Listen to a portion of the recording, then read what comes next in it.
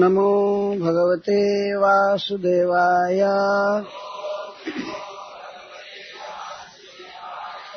ओम नमो भगवते वासुदेवाय। ओम नमो भगवते वासुदेवाय।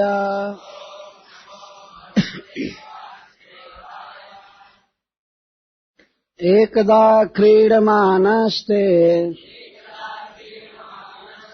रामाद्या गोपदारकः कृष्णो मृदं भक्षितवान्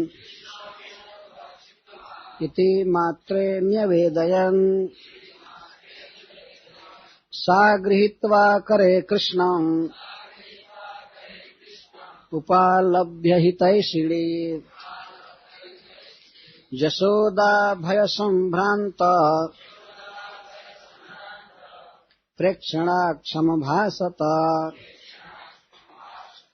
कस्मान् मृदमदान्तात्मान् भवान् भक्षितवान् रहः वदन्ति तावका ह्येते कुमारास्ते ग्रजोऽप्ययम् नाहं भक्षितवानम्ब सर्वे मिथ्याभिशंसिनः यदि सत्यगिरस्तर्हि समक्षं पश्य मे मुखम् यद्येवं तर्हि व्यादेहि इत्युक्तः स भगवान् हरिः व्यादत्ता व्याहतैश्वर्यः क्रीडा मनुज बालकः सा तत्र ददृशे विश्वम् जगत्स्थास्नु चस्खं दिशः साद्रिद्वीपाब्धिभूगोलम् स वायमिन्दुतारकम् ज्योतिश्चक्रं जलं तेजो नभस्वान् वियदेव च वैकारिकाणीन्द्रियाणि मनोमात्रा गुणास्त्रयः एतद्विचित्रं सहजीवकाल स्वभावकर्म शयलिङ्गभेदम् सूनोस्तनो वीक्ष्य विदारितास्ते व्रजं सहात्मानमवाप शङ्काम् किं स्वप्नयेतदुत देवमाया किं वा मदीयो बत बुद्धिमोहः अथो अमुष्यैव ममार्भकस्य यः कश्चनोत्पत्तिकयात्मयोगः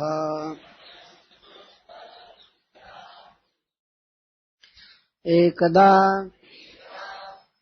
एक समय क्रीडमानः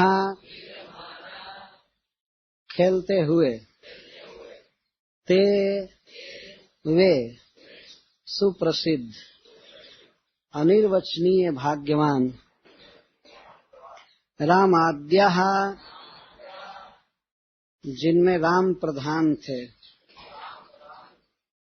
ऐसे गोपदारकः गोप बालक गण कृष्ण मृदम भक्षितवान कृष्ण ने माटी खाया है इति यह मात्रे माता जसोदा के लिए माता जसोदा से निवेदन किए बताए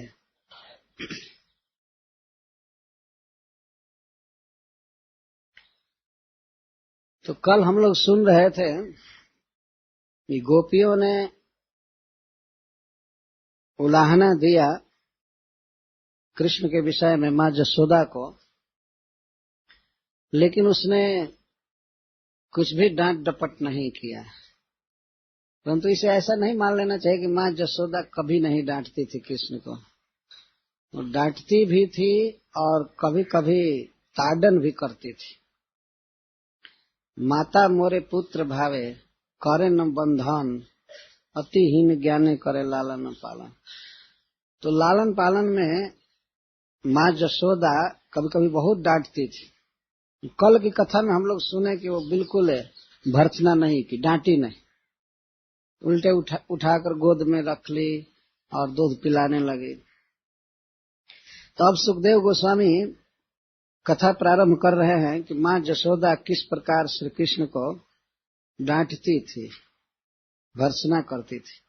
और इसके साथ ही साथ एक और भी बात है, केवल गोपियां ही कृष्ण की शिकायत करती थी ऐसी बात नहीं है, उनके साथी भी कभी कभी उनकी शिकायत करते थे। तो आज आप सुनेंगे कि कृष्ण के सखा उनकी शिकायत कर रहे हैं मां जसोदा से। तो सुखदेव गोस्वामी वो कथा प्रारंभ कर रहे हैं। पहले की कथा से भी ये पहले की कथा है, जिससे कथा बीत चुकी है उससे भी पहले की है, लेकिन सुखदेव गोस्वामी कोई क्रम नहीं रखे हैं। जब जब जिस लीला का आवेश होता है, मिलता जुलता सादृश्य है, तो प्रारंभ करते हैं। तो कृष्ण के द्वारा मृद भक्षण लीला, माटी खाने की लीला का वर्णन इसलिए कर रहे हैं कि इसमें भी श्री कृष्ण पर कंप्लेन किया, श्री कृष्ण के प्रति उलाहना है। इसके पहले भी उलाहना थी, तो इस उलाहना से सुखदेव गोस्वामी को लीला सादृश्य ध्यान में आ गया, इसीलिए इसको कह रहे हैं। तो एकदा रामाद्या गोपदारका क्रीडमाना, एक समय गोपदारका गोपों के बच्चे खेल रहे थे। क्रीडमाना, छोटे छोटे बच्चे जैसे खेलते हैं वैसे खेल रहे थे। तो उन बच्चों में प्रधान थे राम, इसलिए रामाद्या कहा गया। राम आदि, रामाद्या, राम आदिर जेसाम ते रामाद्या। और इसके द्वारा यह सिद्ध हुआ कि श्री कृष्ण से कुछ अधिक उम्र के लड़के खेल रहे थे और सब श्री कृष्ण के बड़े हितैषी थे। जब उन लोगों ने देखा कि कृष्ण माटी खा रहा है तो तुरंत वे लोग मां से अभियोग लगाए, शिकायत किए कि कृष्ण माटी खा रहा है। गोप दारका का क्या अर्थ है? गोप का अर्थ है गोपायंती कृष्णम इति गोपा, जो कृष्ण की रक्षा का हमेशा ध्यान रखे उनको गोप कहते हैं। और उनके बच्चे थे, तो कृष्ण की रक्षा का ध्यान गोप लोग सदा रखते थे, उनके ये बच्चे थे, इसलिए इनमें भी कृष्ण की रक्षा की बात हमेशा बनी रहती थी। जब दारका क्यों कहा गया? दारा का अर्थ है नंद महाराज की पत्नी जसोदा, और का अर्थ है उसको सुख देने वाले, का अर्थ होता है सुख। कृष्ण के हित की बात बता बता करके वे बच्चे मां जसोदा को सुख दिया करते थे, इसलिए उनको दारका कहा गया, दारक। और वो भी गोप के दारक थे। इस शब्द के द्वारा श्री कृष्ण के प्रति सहज स्नेह और हितैषिता का भाव प्रकट हो रहा है। उन बच्चों ने जो मां जसोदा से शिकायत की, तो इसमें कृष्ण को इंसल्ट करना या कुछ नीचा दिखाना ये आशा नहीं, कृष्ण की रक्षा करना ये उद्देश्य था। वो लोग सोचे कृष्ण आज गलत खा रहा है तो इसका स्वास्थ्य बिगड़ जाएगा, रोगी हो जाएगा, इसलिए ठीक नहीं है। तो कृष्णो मृदम भक्षितवान इति मात्रे निवेदन, कृष्ण मृदम भक्षितवान, कृष्ण ने मृत खाया है, मृतिका खाया है, जाकर मां से कहे। तो वे बच्चे पहले कृष्ण को मना किए, आगे रह शब्द आया है जो खेल चल रहा था आपस में बच्चे, तो कृष्ण एक तरफ छिप कर एकांत में और मिट्टी खाने लगे। तो अकस्मात एकांत में जाकर के मिट्टी खाने लगे, तो बच्चों का ध्यान गया कृष्ण किधर गया। कृष्ण किधर गया तो एक दो बच्चे जाकर देखे तो मिट्टी खा रहा है। तो वे लोग हक्का बक्का होकर दिखने लगे, मिट्टी खा रहा है। तो लोग जाकर बलराम जी से कहे, बलराम तुम्हारा भाई मिट्टी खा रहा है। तो बलराम जी आए और डांटने लगे, तुम मिट्टी खा रहे हो, मिट्टी खा रहे हो। तो कृष्ण ने कह दिया, हमारी जो इच्छा करेगी खाऊंगा, तुम कौन हो बोलने वाले, हम खाएंगे। चलो उगलो उगलो, निकालो निकालो। कृष्ण कहते नहीं, खाऊंगा। तब बलराम जी सोचे कि अब माँ से कहना पड़ेगा। तब बलराम जी गए कहने के लिए माँ से, तो और भी गोप गए, इसलिए बहुवचन का प्रयोग।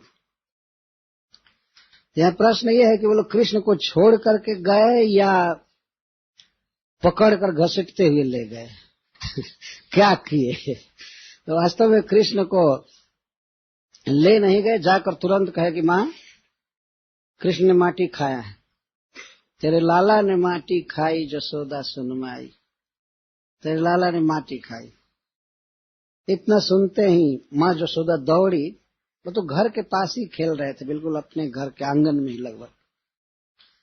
सा गृहीत्वा करे कृष्णम उपालभ्य हितैषिणी। हितैषिणी, कृष्ण सर्वदा निरोग रहे, सुखी रहे। तो कृष्ण का सब तरह से जो हित चाहती थी, उनके लिए हजारों प्रकार के भोजन तैयार करके रखती थी। और ऐसी हितैषिणी देखे कि उसका पुत्र मिट्टी खा रहा है, तो कैसे वो बर्दाश्त कर सकती थी। तो हित करने वाली वो माँ, एक तो माँ है, माँ तो स्वाभाविक ही अपने बच्चे का हित चाहती है, लेकिन सुखदेव गोस्वामी स्पेशल हितैषिणी शब्द दिए, हितैषी और हितैषिणी। ये माँ के बहुत सुंदर हृदय का द्योतक है। वो हमेशा चाहती थी कृष्ण कभी बीमार न हो, ये न हो, वो न हो। तो वो आई, और कृष्ण तो उस समय मिट्टी खा रहे थे, लेकिन जब बच्चे गए शिकायत करने के लिए, तो श्री कृष्ण जल्दी जल्दी माटी को घोंटने लगे। उन्होंने कहा कि अभी हम बता रहे हैं माँ जसोदा से, अभी बता रहे हैं। तो लोग गए कहने के लिए, तो इधर अपने मुख में लार बना बना करके और जल्दी जल्दी ठीक हो गए कि यदि माँ पकड़ेगी तो मिट्टी मेरे मुख में रहेगी नहीं। तो माँ ने हाथ पकड़ लिया। तो माँ का बड़ा शरीर था, कृष्ण मिट्टी खाए थे, बैठे थे। माँ ने कहा, कृष्ण तुमने मिट्टी खाया है, चलो उठो। हाथ पकड़ करके उठा लिए, और हाथ पकड़े हुए अभी बहुत क्रोध में माँ है। क्रोध में नहीं है, लेकिन ऊपर से बहुत तड़क भड़क कर रही है। तो श्री कृष्ण तो भयभीत हो गए। भय के कारण उनकी आंखें त्रस्त हो रही हैं और नाचने लगी, भ्रमित होने लगी। ऐसे ऊपर की तरफ देखने लगे माँ पर, तो देखने में समर्थ नहीं हो रहे थे। एक दो बार देखे, इसके बाद आंखें भयभीत हो गई, और हाथ तो पकड़ी थी माँ।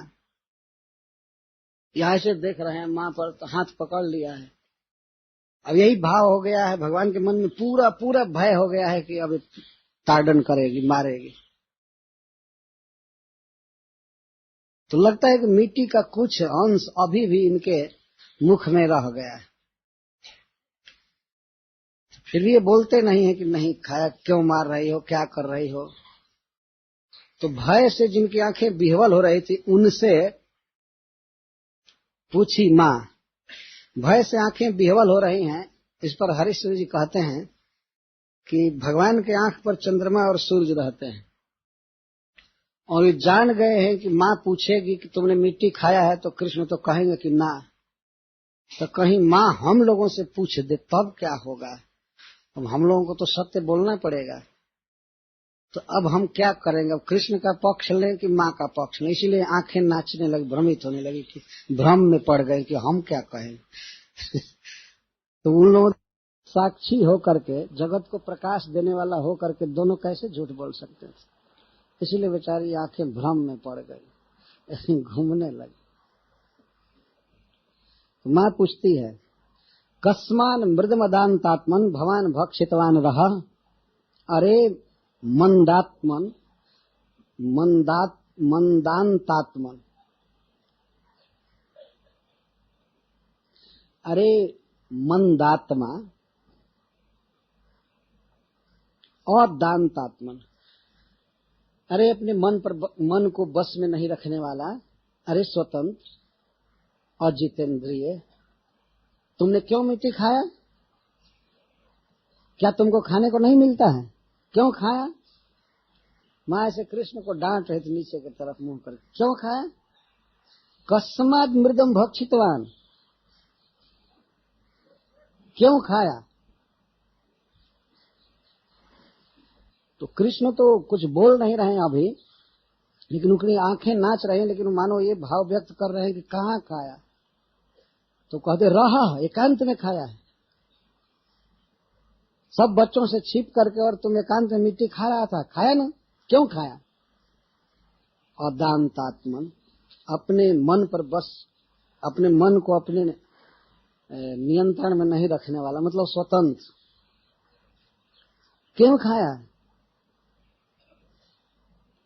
तो कृष्ण के बिना बोले माँ ये कहती, तुम ये नहीं कह सकते हो कि नहीं खाया हो, ऐसा नहीं कह सकते, क्योंकि बदंती तावका येते, एते तावका, ये तुम्हारे आदमी, ये तुम्हारे लोग, तुम्हारे सखा बता रहे हैं। एते का अर्थ है जो यहाँ खड़े हैं अभी, ये सब बच्चे बता रहे हैं कि तुम खाए हो।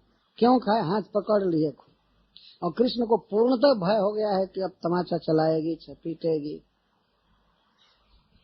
बदंती तावका ये हमारे नहीं है कि हमारे पक्ष से बोलेंगे, तुम्हारे हैं, तुम्हारे सखा हैं, तुम्हारे साथ रहते हैं, ये बोल रहे हैं। ये ते कुमारा तावका बदंती, और ते अग्रजः अपि अयम बदती, और ये कहो कि ये बच्चे झूठ बोल रहे हैं, तो अयम ते अग्रज, ये तुम्हारा अग्रज भी बोल रहा है, ये बलराम भी बोल रहा है, इसलिए तुम ये नहीं कह सकते कि नहीं खाया। क्यों खाया? तो अग्रज क्यों कह रहे हैं? अग्रज का मतलब यह है कि यहाँ जो बलराम जी ब्रज में रह रहे हैं, तो वास्तव में वे नंद बाबा को ही अपना पिता मानते, और आगे जन्म हुआ ही है, कृष्ण से कुछ आगे जन्म लिए ही हैं, तो इस कारण से बहुत स्नेह है। वो अग्रज के रूप में ही मां स्वीकार करती थी उनको, वो मानती थी कृष्ण दो भाई है, तो आगे जन्म लिया है एक यह अनुज। तो मान लो ये बच्चे झूठ बोल सकते हैं, दूसरे के घर के हैं, लेकिन तुम्हारा अग्रज भी कह रहा है कि तुम मिट्टी खाया। क्यों खाया? क्यों खाया? तो श्री कृष्ण अब बोलते हैं, जल्दी जल्दी में वे अपने मुख के मिट्टी को निगल करके, और अब विश्वस्त हो गए हैं कि हमारे मुख में मिट्टी का कोई अंश रह नहीं गया। इसके पहले नहीं बोले, उनको भावना थी कि अभी मिट्टी के कुछ अंश रह गए हैं, तो अब समझ गए कि पूरा मुख साफ हो गया है, तो कहते हैं नाम भक्षितवान अम्ब सर्वे मिथ्याभिशंस। अम्ब माँ, अब ये स्नेह उत्पन्न कर रहे हैं कि स्नेह उत्पन्न कर दूंगा, स्नेह वर्धन हो जाएगा तो मुझे नहीं पीटेगी, और संबंध दिखा रहे हैं, चाहे हमारा कोई साथी हो और चाहे कोई अग्रज हो, लेकिन वास्तव में हमारा संबंध तो तुम्हारे साथ। अम्ब संबोधित कर, अम्ब अहम न भक्षितवान, मैं नहीं खाया हूं। क्या कर्म कुछ नहीं कह रहे, क्या नहीं खाया? नाहम भक्षितवान, मैं नहीं खाया हूं, तो ऐसे बोल रहे, नाहम भक्षितवान, मैं नहीं खाया। सर्वे मिथ्याभिशंसिन। फिर माँ कहने लगे, अरे बलराम भी कह रहा है, बच्चे भी कह रहे हैं, तो कहते हैं बलराम भाई है तो क्या इन लोगों से तुम भिन्न मत समझो, ये सब वही है। सर्वे में बलराम जी को भी शामिल कर रहे हैं। बलराम नाम भर के लिए हमारा बड़ा भाई है, लेकिन सर्वदा हमारे विरोध में ही रहता है। इनका कहने का आशय ये था। बलराम जी कभी कभी बहुत चिढ़ाते थे कृष्ण को। सब लोग गोरे हैं, नंद जी गोरे हैं, माँ जसोदा गोरी है, तुम काला, ऐसे तुम जन्म नहीं लिया हो, तुमको कहीं से खरीद करके लाए हैं। तो कृष्ण तो कहते थे, कहा करो यही रिश्क के मारे खेलन हो नहीं जाता। मैं इस क्रोध के मारे तो मैं खेलने नहीं जाता, जब जाता हूं तो हमको काला कहता है। तो यहाँ पर कह रहे सर्वे सर्वे, और सब बच्चों को तो कह रहे हैं सर्वे में, बलराम जी को भी शामिल करके कह रहे हैं। कोई ऐसी बात मत सोचना कि बलराम भाई है अग्रज है इसलिए कुछ हमारे प्रति विशेष स्नेह रखता है, ऐसी बात नहीं है। सर्वे मिथ्या अभिशंसिना, ये जो भी आयोग लगाए हैं, अभिशंसा किए हैं, ये सब मिथ्या। अथवा सरस्वती जी बोल रहे हैं भगवान की जी पर, सर्वे अमिथ्या अभिशंसिना, ये सब सत्य बोल रहे हैं। सर्वे के बाद और लगा सकते हैं, सर्वे अमिथ्या अभिशंसिना, माँ सब सत्य बोल रहे हैं। और मैं ही नहीं खाया हूं, सर्वे सभी खाए हैं। एक अभी अर्थ, और अभी पता चला देंगे, अभी बता देंगे कि सब खाए हैं कि नहीं। सब तो उनके मुख में ही दिखाई पड़ेंगे, आगे वो दिखाएंगे। तो इसका एक अर्थ है कि माँ मैंने ही नहीं खाया है, सब खाए हैं। लेकिन मूल अर्थ इसका ये है कि अम्ब अहम न भक्षितवान।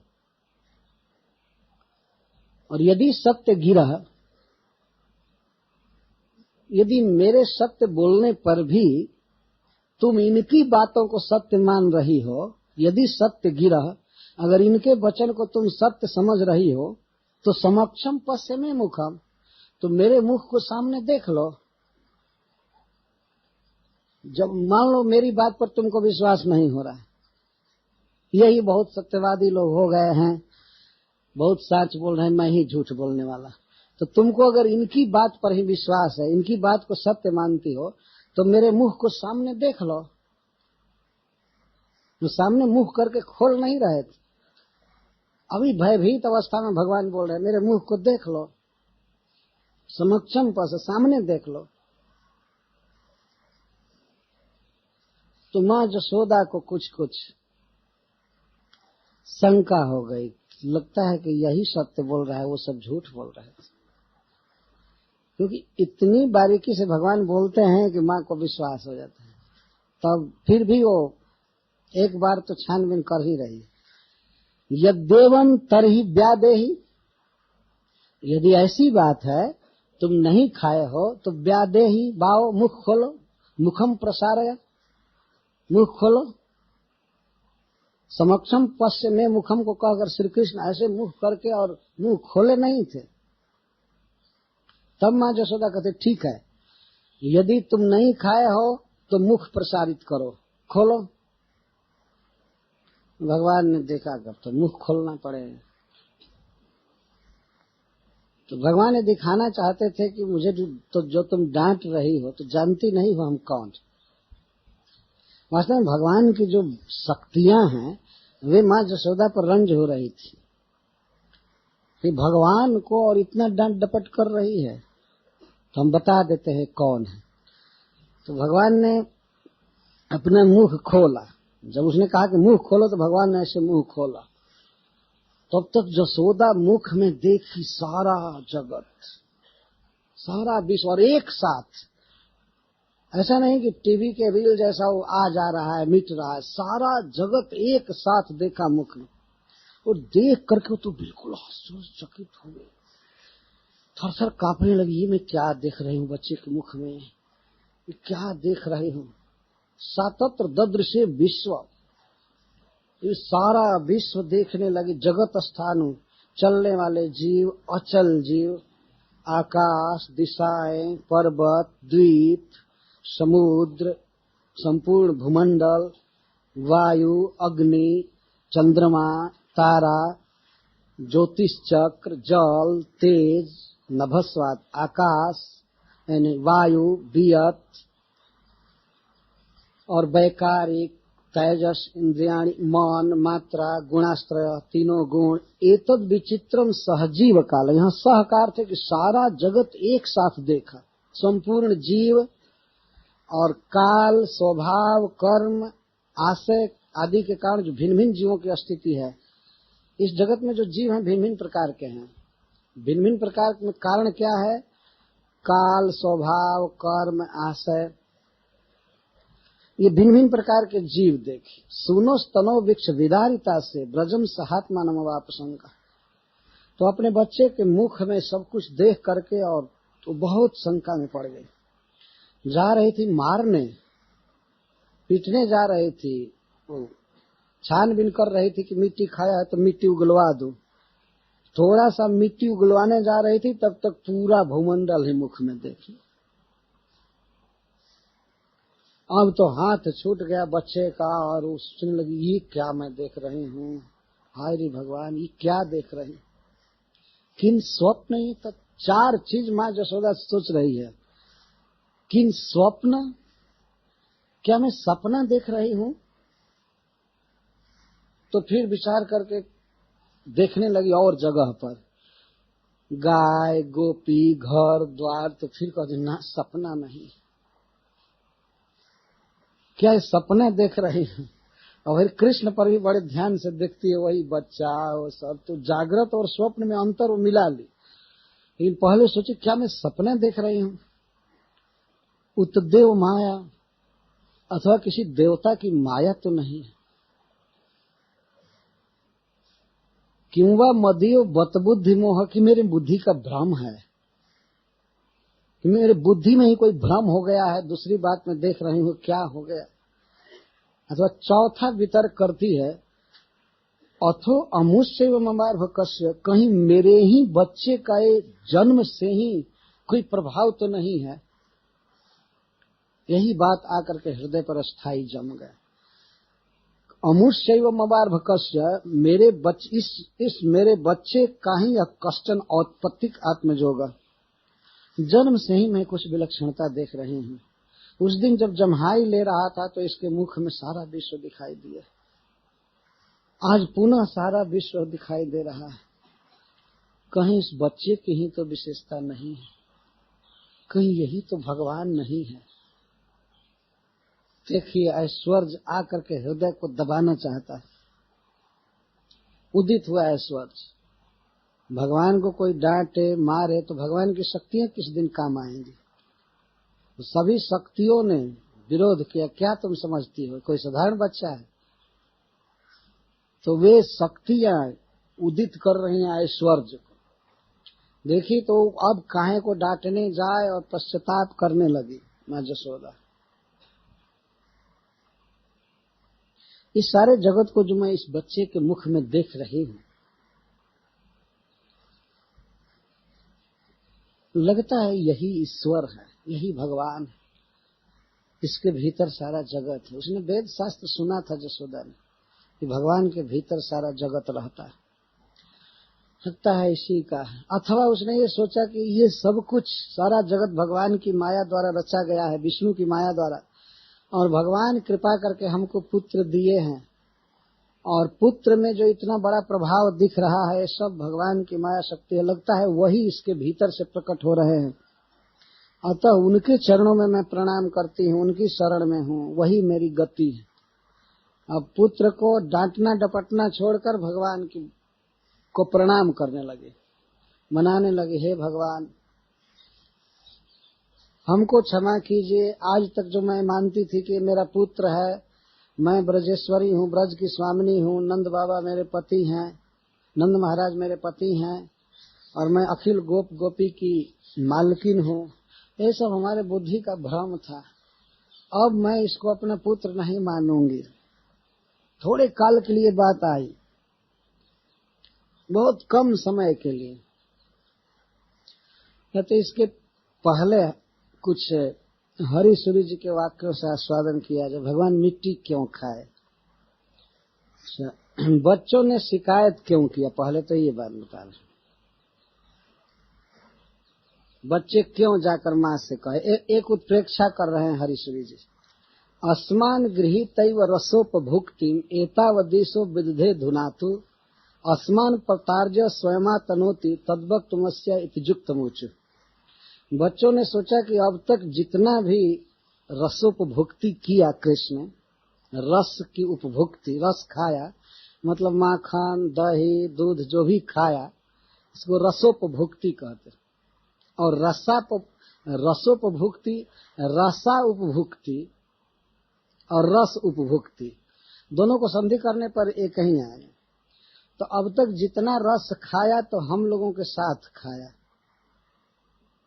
और आज ये रसोपभुक्ति एकांत में कर रहा है, इसलिए इसकी शिकायत करनी चाहिए। क्यों अकेले खा रहा है? रसा को खा रहा है, रसा उपभुक्ति कर रहा है। रसा मतलब पृथ्वी। अब तक जब भी हम लोग रस खाए तो एक साथ खाए, चोरी किए खाए, और आज एकांत में रस खाने लगा, रसा को खाने लगा, तो शायद इसी से बच्चों ने जाकर माँ से कह दिया। तो ठीक है, बच्चे तो ये सोचे। बलराम जी ने क्यों कहा? तो बलराम जी ने सोचा कि ये आए हैं पृथ्वी का भार उतारने के लिए, और वो सारी पृथ्वी मेरे सिर पर रहती है। तो बलराम जी ने थोड़ा व्यंग किया मां से जा करके, ये सोचा कि ये भार उतारने के लिए आए हैं तो ये 2-4 ग्राम मिट्टी खाने से भार उतरेगा, ऐसे तो भार उतरेगा नहीं।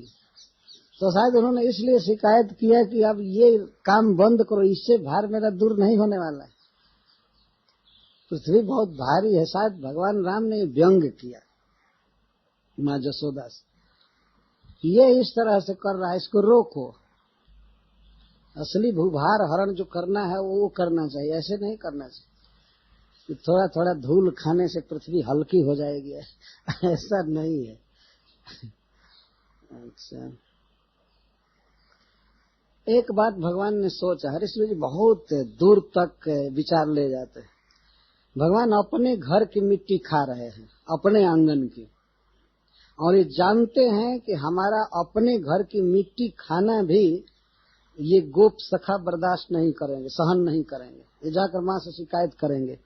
तो हमको एक बहुत बड़ा पॉइंट मिलेगा ये कहने का कि माँ, जब मैं अपनी घर की वो भी मिट्टी खा रहा हूँ और इसको ये लोग सहन नहीं कर सकते हैं, तो बताओ इनके घर में मैं इनका माखन खाऊंगा, कभी ये सह सकते हैं? ऐसा कभी हो सकता है? इनके घर की मिट्टी खाऊंगा तब भी ये नहीं सहन करेंगे, और दही दूध घी इतना दानी बन गए हैं, सहन कर जाएंगे। तो आज तक जो भी शिकायत आई है सब झूठ हो जाएगी, ये प्रमाण दूंगा माँ को। यही सोच करके वे खा रहे। स्वगेह गत मृतिका अदनम असह्यमेषाम अभूत मया यदि परालयाद धृतमिमे सहेरन कथम, परालयाद धृतमिमे सहेरन कथम। अपने घर की मिट्टी खा रहा हूं तो बर्दाश्त नहीं कर रहे हैं, और दूसरे के घर का घी खाऊंगा तो बर्दाश्त कर जाएंगे। इतने बड़े हो गए। इति स्वकृत तादृश आचरित गुप्त है, अपनी चोरी लीला पर पर्दा डालने के लिए, छिपाने के लिए, श्रीपति व्यधात मृदसनम पुरः किमु तदीर तो है क्षण। श्रीपति ने इस तरह की लीला किया।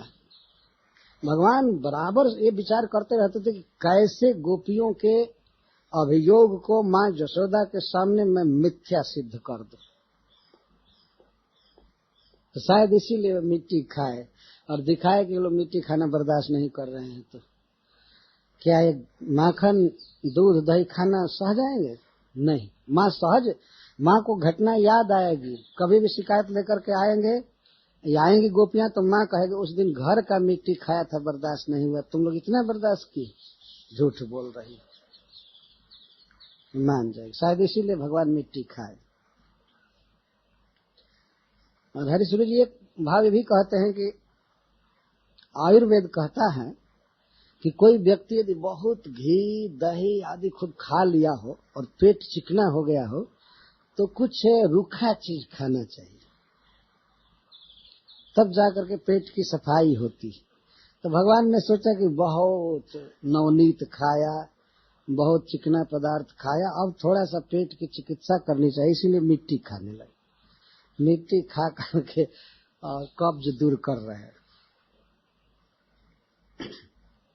तो संस्कृत में धूली को विष कहा जाता है, मिट्टी को विष कहा, मिट्टी खास करके पानी में भींगे हुए मिट्टी को विष कहा जाता है, एक अर्थ भी है।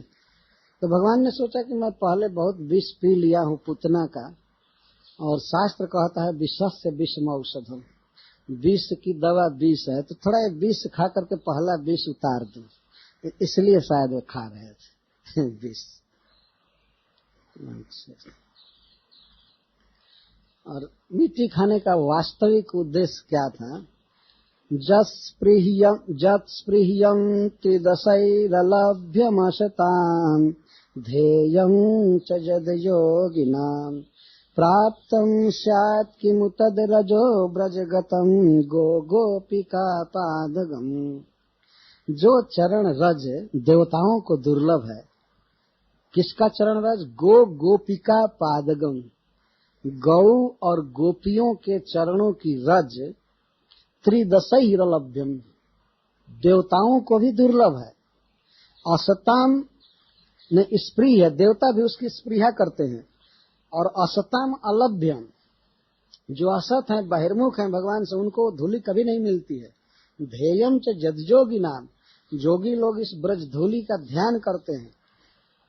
तो सारे जगत के जीव, खास करके देवता आदि चाह रहे थे कि हमको वो रज कैसे मिलेगा, हमको कैसे रज मिलेगा ब्रज का।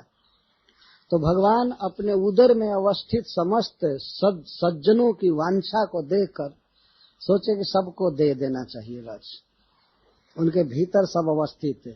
इत्थम भूर निजोद रस्त जनसद वांछाम चिरम चिंतयन।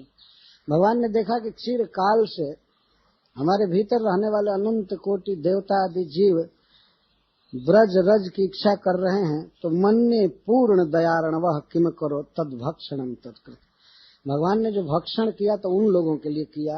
पूर्ण दयारण वह, पूर्ण दया के समुद्र हैं भगवान, इसलिए समस्त जीवों को दिए ब्रज रज खा करके भीतर।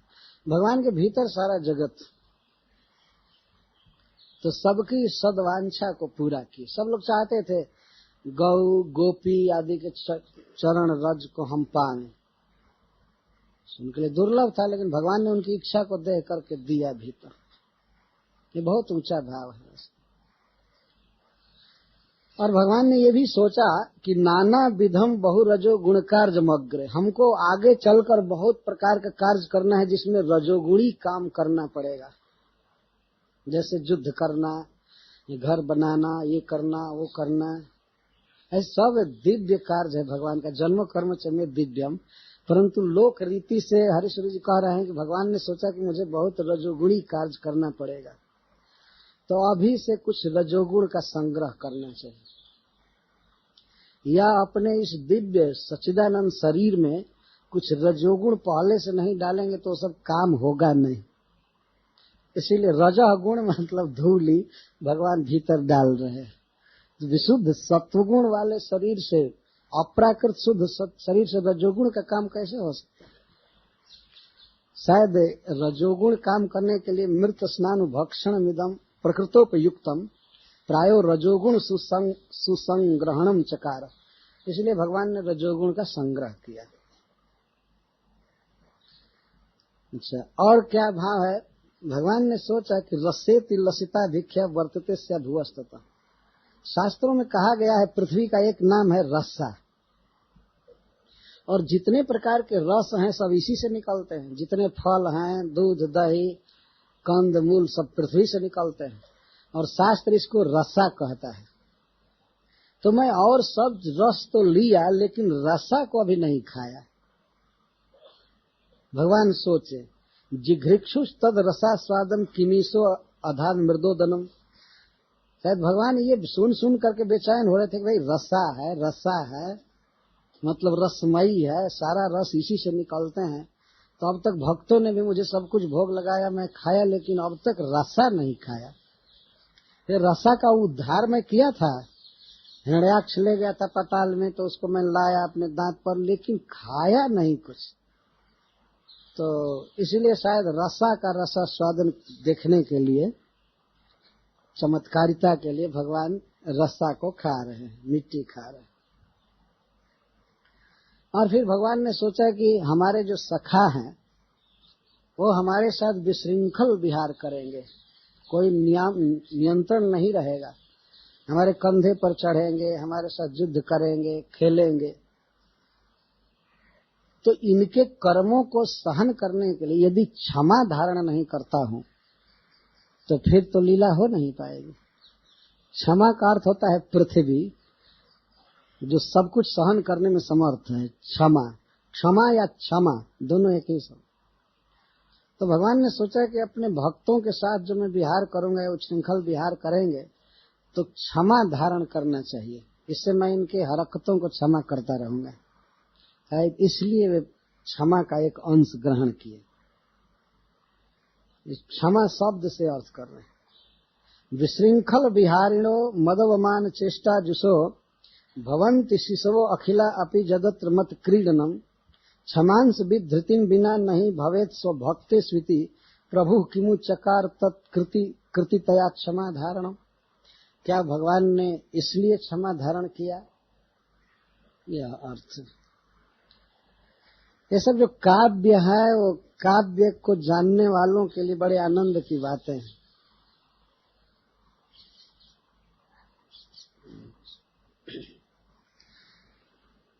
अच्छा, इसके बाद तुरंत ही भगवान विश्व रूप दिखाने वाले हैं माँ को, मतलब मिट्टी खाने के बाद तत्काल विश्व रूप दिखाने वाले हैं। तो भगवान ने सोचा कि मैं विश्व की सृष्टि करूंगा अपने मुख में, तो बिना रजोगुण के तो सृष्टि होती नहीं है। तो शायद भगवान ने इसीलिए रजोगुण को अपने मुख में रखा कि यही सृष्टि करेगा। तो माँ जब मिट्टी उगलवाएगी तो सारा विश्व दिखाएगी। तो हरीश्वरी जी कहते हैं कि अभी अभी विश्व की सृष्टि करनी है, और विश्व की सृष्टि बिना रजोगुण के नहीं होती है। तो इसीलिए भगवान पहले रजोगुण स्वीकार की, और इसके द्वारा भगवान यह भी सिद्ध कर रहे हैं कि वास्तव में भगवान में न रज है, न तम है, न सत्व है, कुछ नहीं है। विश्व की जब सृष्टि करनी होती है तब वे रजोगुण को स्वीकार करते हैं, पालन करना होता है तो सत्वगुण स्वीकार करते हैं।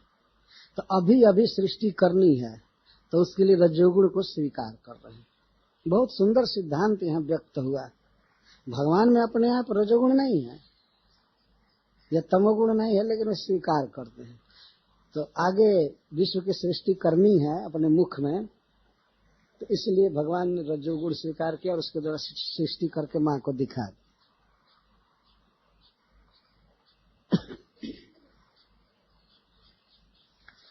फिर भगवान कहते हैं कि मय्ये व सर्वार प्रतिभावनाये मान्या ही ते में त्रुटि किम वाच्यम।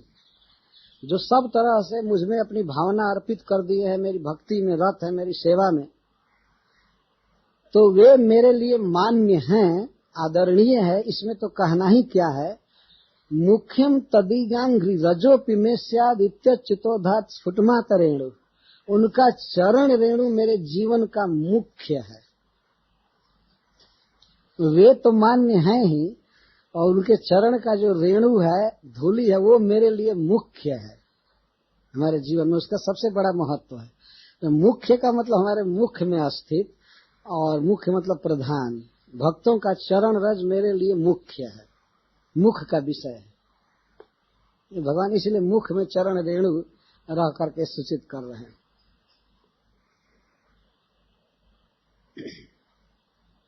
और भगवान ने भी सोचा कि जैसे भगवान के दांतों में मिट्टी लगी थी, उस समय जब खा रहे थे, मिट्टी से ही तो दांत से ही तो खा रहे थे।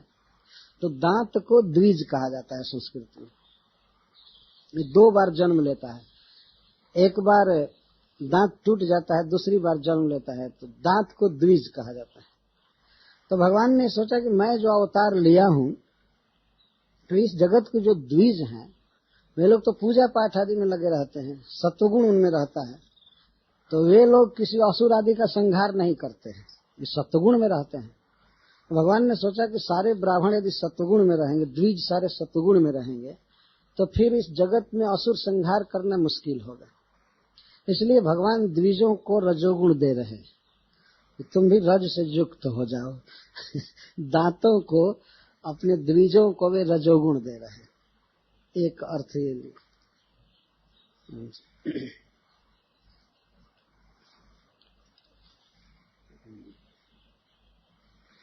भगवान ने यह भी सोचा कि जब मैं परशुराम अवतार ग्रहण किया था तो सारी पृथ्वी दे दिया था दिव्यों को, ब्राह्मणों को, तो ये आशा में होंगे कि उस बार इतना दिए थे, हमको इस बार कुछ देंगे कि नहीं। इसलिए भगवान ने ब्राह्मणों को कुछ पृथ्वी का अंश दे दिया। तो ठीक है, रख भगवान परशुराम क्षत्रियों का वध करके और संपूर्ण भूमंडल ब्राह्मणों को दे दिए, द्विजों को। तो भाई किसी को कभी कुछ मिल जाता है तो देने वाले आदमी से वो व्यक्ति आशा रखता है कि पहले दिया है तो इस बार भी कुछ देगा। तो एक बार पूरा पृथ्वी दे दिया और इस बार आ करके एकाध चटाक धूली न दे तो कैसा होगा। तो भगवान ने सोचा कि उस बार संपूर्ण पृथ्वी दे दिया था तो कुछ तो अंश देना चाहिए, इसीलिए मिट्टी का अंश दिव्यों को दे रहे थे, ब्राह्मणों को अर्पित कर रहे हैं। इसलिए ये भाव है। बहुत सुंदर सुंदर उत्प्रेक्षाएं हैं। और ऐसे अब अंतिम भाव कह रहे हैं कि सम दृष्टि विश्वशक्ति नोत्तमाधम वस्तुनि व्यंजयन इति सश्रीषो गव्यवन मृदमादद। जो उत्तम लोग होते हैं उनके दृष्टि में कोई विषमता भेद नहीं होता है, सम दृष्टि होते हैं, वस्तु उत्तम हो चाहे मध्यम है। इसीलिए भगवान गव्य की तरह मृत खा रहे, गव्यवन मृदमादद। गव्य मतलब गो से निकला हुआ रस, दूध, दही, घी, इसको गव्य कहते। तो जैसे गव्य खाते थे वैसे मिट्टी खाते हैं। बड़े लोगों के दृष्टि में कोई भेद नहीं होता है कि अच्छी वस्तु है बुरी वस्तु। तो सम दृष्टि में तो भगवान सबसे बड़े हैं। तो इसलिए उन्होंने दिखाया कि मैं समदृष्टि हूँ, समदर्शन है, चाहे माटी हो चाहे दूध हो, हमारे लिए सब समान, इसलिए खा रहे।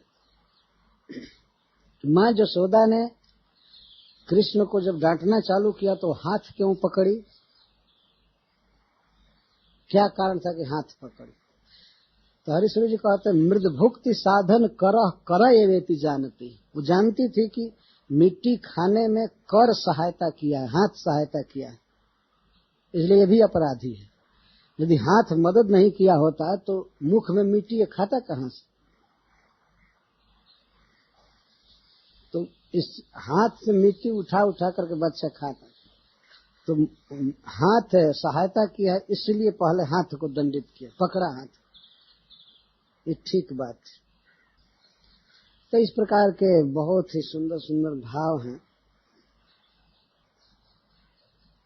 भुक्ता मृद भवतेति, माँ हाथ पकड़ कर पूछती है, भवता मृद भुक्ता, निश्चित तुमने खाया है। भुक्ता मृद भवता इति गोप शिशवो जलपंती रामादयो। राम प्रधान गोप शिशु सभी बता रहे हैं कि तुमने मिट्टी खाई है, और नेति तुम भणसी, और तुम कह रहे हो कि नहीं। अति तत्र कतमो विश्रम्भणियो मया, मैं किसकी बात मानो, किस पर विश्वास करूं। माँ ने कहा ये सब कह रहे हैं कि तुमने खाया है और तुम कह रहे हो कि नहीं खाया हूं। तो भगवान ने सोचा अच्छा तो क्या करूं कि मेरी बात पर माँ विश्वास कर जाए। तो हरिश्वर जी कहते हैं कि भगवान ने सोचा उपाय, इत्थम मातृ गिरम निशम भगवान तत्संशयोच्छित्त है। उसके संशय का उच्छेदन करने के लिए भगवान ने तुरंत विश्वास्यता प्रकट किया। विश्वास्यता का अर्थ होता है, आस्य का अर्थ है मुख, और विश्व माने विश्व। विश्वास्यता मतलब जिसके मुख में विश्व की स्थिति है।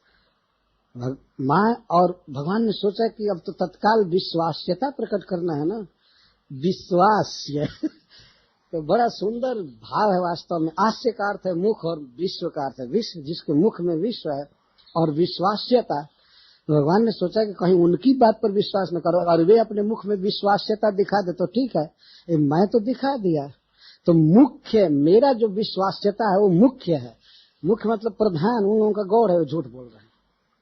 मुख्य मतलब मुख में विश्वास्यता दिखा दिया, मुख्य विश्वास्यता। विश्वास्य, विश्वम आस्य, विश्व प्लस आस्य विश्वास्य, ये तो विद्वानों के चिंतन का विषय है वास्तव में। जो इन शब्दों को समझते हैं, भगवान ने कितना दूर से सोच करके कमाल किया। ये तो और कोई उपाय नहीं देखा तो तत्काल विश्वास्यता कर दिया विश्व में, मुख में भी, और वही मुख्यम विश्वास्यता, केवल विश्वास्यता प्रकट नहीं किया कि भाई विश्व को दिखा दे, आज मुख्यम विश्वास्यता, अपने मत को भगवान ने कहा देखो हमारा विश्वास्यता मुख्य है। तो इसके द्वारा उन्होंने सिद्ध किया। और फिर कहा कृष्ण ने, एसाम मानय माँ बचो यबितथम रामादिका नामिदम, माँ इनकी बात पर कभी विश्वास मत करो। तो माँ ने कहा कि अरे राम कहा है, तो अरे राम आदि का नाम अपी, राम से चालू करके जितने हैं सब व्यर्थ बोल रहे हैं। मातर मद वचनम तो वे तथा जत सत्य वक्ता अस्मि हम, मैं सत्य वक्ता हूँ। कस्मात सत्य मदो वधार्जमिति चेत, अगर तुम यह कहो कि कैसे मैं तुम्हारी बात सत्य मानूं, अवेक्षताम तन्मुख्य स्थिति दीप्य दर्श्य दशो किम विश्वमास्ये प्रभु। तो मुख्य स्थिति भगवान ने दिखाया, विश्वासता, उसी को फिर कह रहे हैं।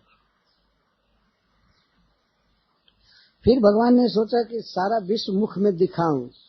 एक बार तो कह दिए मैं नहीं खाया हूं, और बाद में लगाए थे सर्वे मिथ्याभिशंसिनो। तो भगवान ने सोचा कि सर्वे को अगर मैं अपने साथ जोड़ करके बता देता हूं तब भी एक काम चल जाएगा। मैंने ही नहीं खाया, सबने खाया है, इसलिए भगवान ने विश्व रूप दिखाया कि देखो सबने खाया।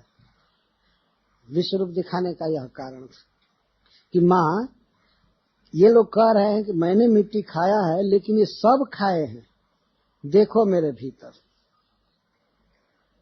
इसीलिए दिखा है। और फिर माँ जब डांटने लगी तो कहे माँ मैं खाया नहीं हूँ, मैं तो तुम्हारी गोद में हूँ, जैसे तुम्हारा दूध पीता हूँ वैसे थोड़ा पृथ्वी जी का दूध पी लिया, तुम भी धरा हो और ये भी धरा है, तो मैंने सोचा कि ये भी मेरी माँ है तो मैं इसका भी थोड़ा सा दूध पी लिया। तो मैं देखता था कि ये केवल नाम की धरा है कि सचमुच में धरा है। जसोदा जी का नाम भी धरा था। एक अर्थ हरिश्वर जी एक किए कि माँ मैंने सोचा कि ये धरा ये भी है और तुम भी धरा हो, तो मैं थोड़ा अंतर जानना चाहा कि नाम भर की धरा है कि सचमुच मेरी माँ है, जसोदा है।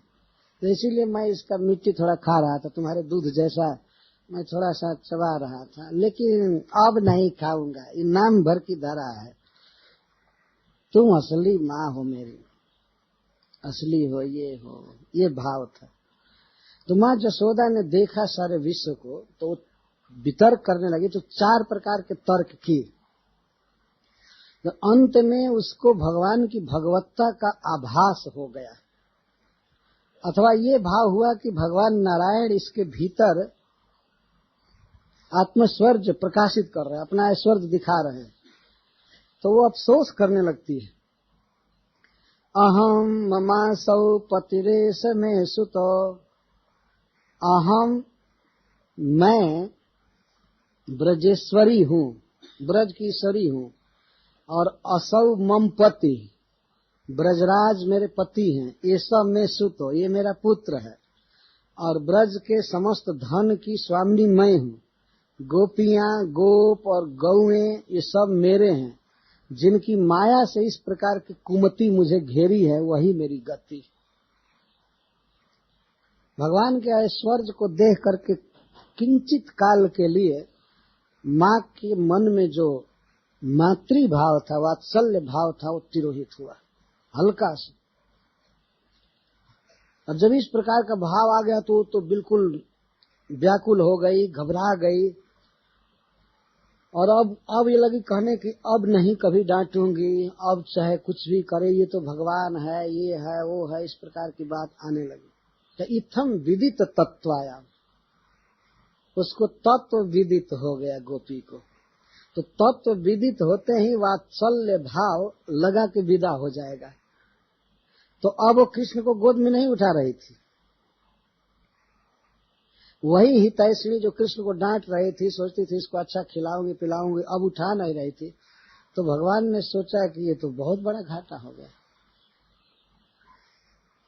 मैं तो ये सोचा कि मुझे नहीं पीटेगी यदि मैं अपनी ईश्वरता व्यक्त कर दूंगा, लेकिन ये तो बच गया।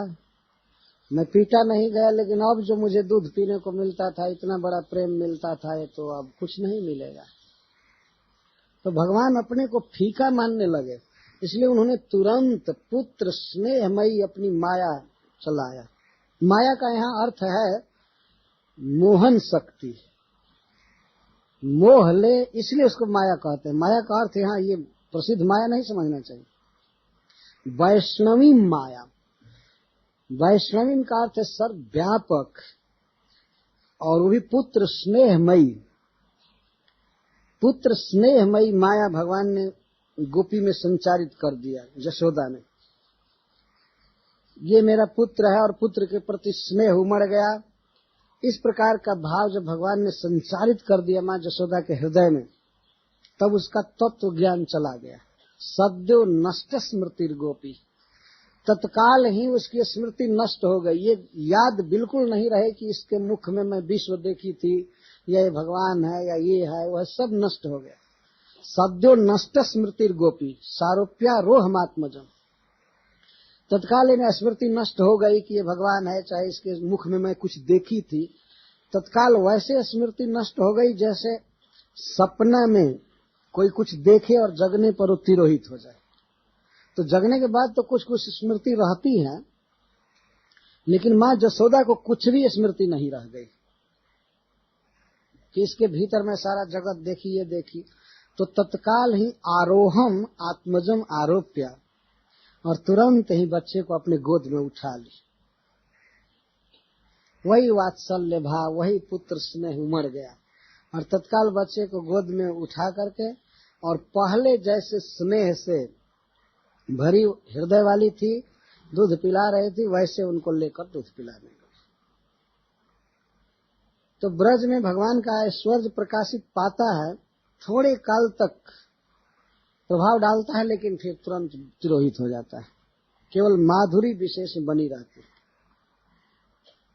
ये मां जसोदा का भाग्य, महाभाग्य, कि उमड़ा हुआ ऐश्वर्य भी उसके पुत्र भाव को कुंठित नहीं कर सका।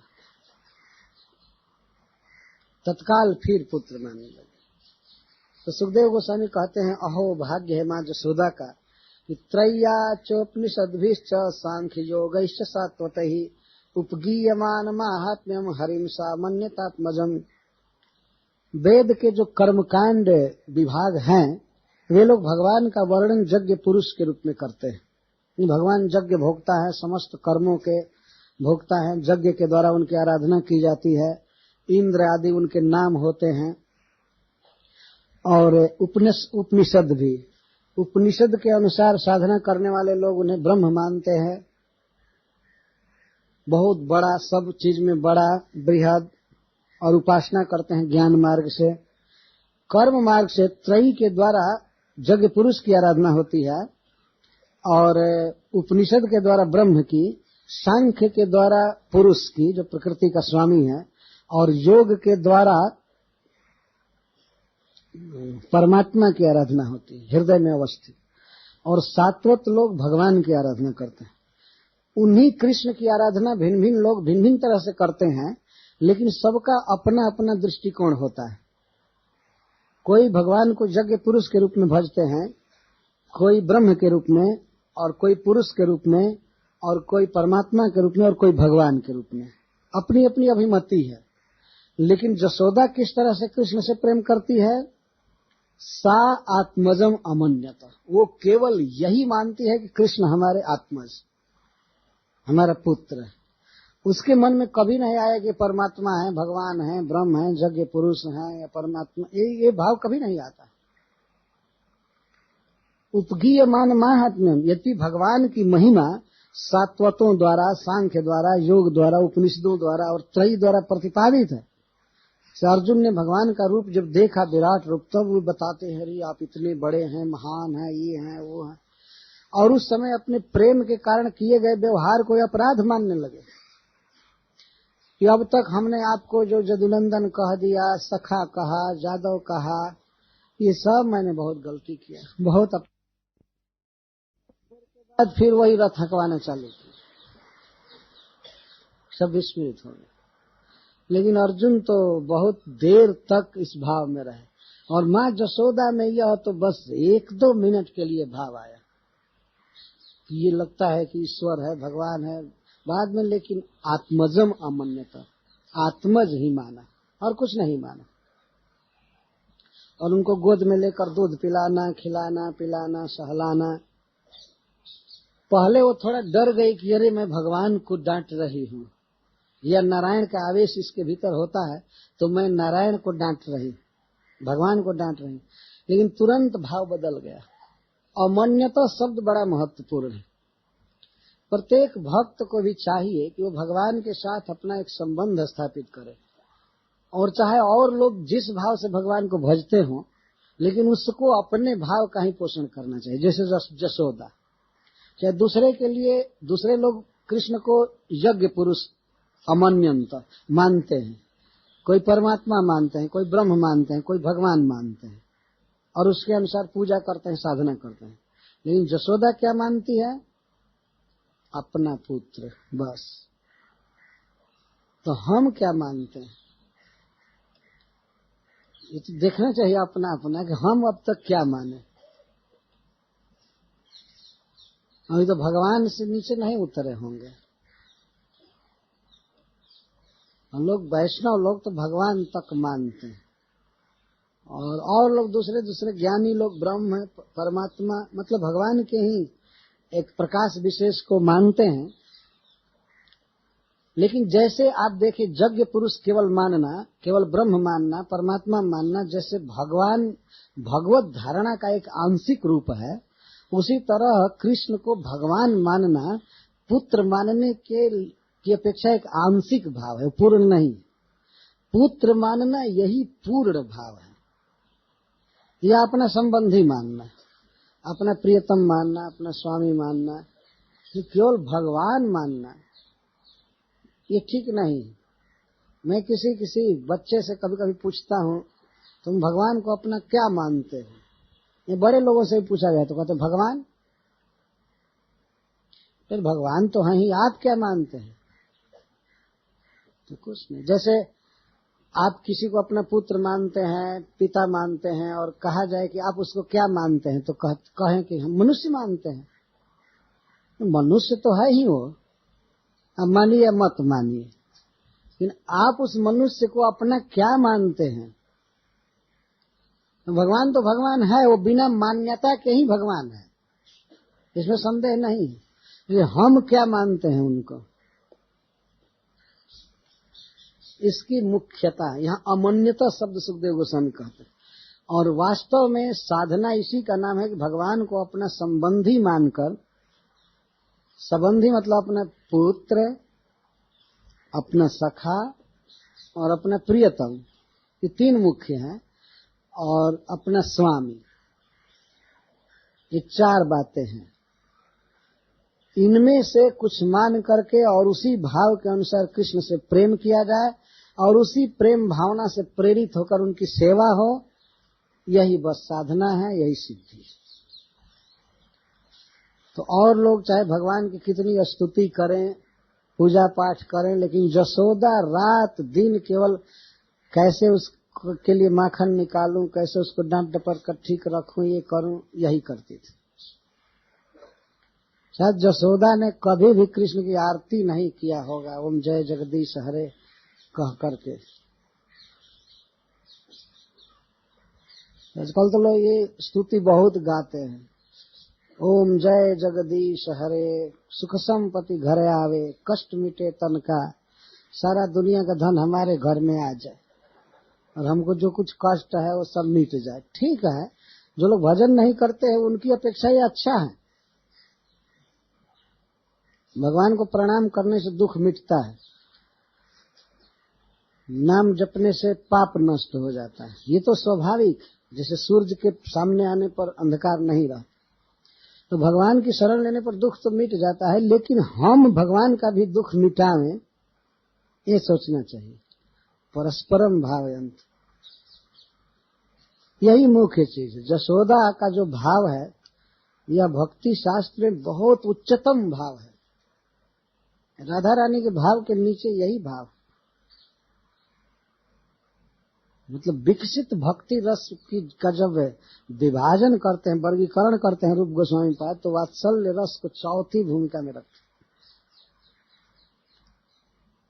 बहुत ऊंचा भाव। और दूसरे लोग स्तुति करते हैं, प्रार्थना करते हैं, क्या क्या पूजा, किस तरह ध्यान, यह वह बड़ी बड़ी यज्ञ आराधनाएं, लेकिन यह गोपी केवल आत्मजम अमन्यत। सुखदेव गोस्वामी कहते हैं कि त्रयी के द्वारा इनको जग पुरुष मानकर यज्ञ द्वारा भजन होता है, और योगी लोग परमात्मा के रूप में लाखों लाख वर्ष में हृदय में देखते रहते हैं। हृदय कमल कर्णिका पर विराजमान चरण भगवान के खिला हुआ, और वास्तव में ध्यानावस्थित तद्गतेन मनसा पश्यन्ति यम योगिनः। ये भी सब बड़े ऊंचे भाव हैं। यह ब्रह्म मानते हैं, जगत का नियंता। ब्रह्म का अर्थ है प्रकृति से पार स्थिति, सब कुछ अप्राकृत, ब्रह्म का मतलब ये। और ऐसे पुरुष को, भगवान को जसोदा आत्मजम अमन्यत। तो यह बहुत बड़ा भाग्य है, यह बहुत बड़ी सिद्धि है। वास्तव में सबसे बड़ा ज्ञान यही है, भगवान को ऐसा मानना। इसीलिए महाराज परीक्षित प्रश्न करते हैं, यह सौभाग्य मानकर कि यशोदा के सामने भगवान का वह अप्रतिम ऐश्वर्य प्रकट हुआ, लेकिन फिर भी उसके भावों में थोड़ी भी गिरावट नहीं हुई। वो कृष्ण को अपना पुत्र ही मानती रह गई, और उसी तरह से चुंबन, प्यार, खिलाना, पिलाना, सहलाना, सुलाना। तो इस पर महाराज परीक्षित पूछते हैं, हे गुरुदेव, हे ब्रह्मन, नंद महाराज ने कौन सा पुण्य किया था, और यशोदा ने क्या सुकृत किया था कि उसका स्तन भगवान प्रिय।